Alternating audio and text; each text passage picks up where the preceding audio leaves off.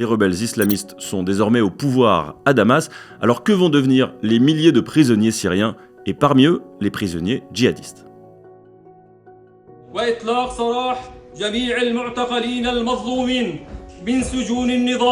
Alors il faut déjà distinguer deux types de détenus en Syrie. Il y a d'abord les prisonniers politiques, qui étaient considérés par le clan Assad comme des ennemis du régime.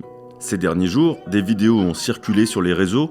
On y voit des prisonniers libérés de la prison de Sednaya, surnommée l'abattoir humain, et connue comme étant la plus emblématique de la répression du régime syrien. D'après l'ONU, les prisons de Bachar al-Assad détenaient encore en 2019 128 000 personnes, parmi lesquelles on retrouvait, toujours selon l'ONU, des médecins, des humanitaires, des défenseurs des droits de l'homme, des activistes, des journalistes, et notamment des femmes et des enfants.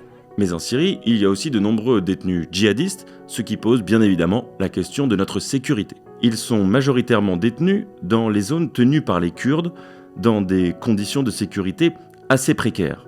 Les estimations oscillent entre 10 et 12 000 personnes d'une cinquantaine de nationalités différentes, et parmi ces détenus, environ 130 Français. La recomposition politique en Syrie aura-t-elle un impact sur les équilibres territoriaux?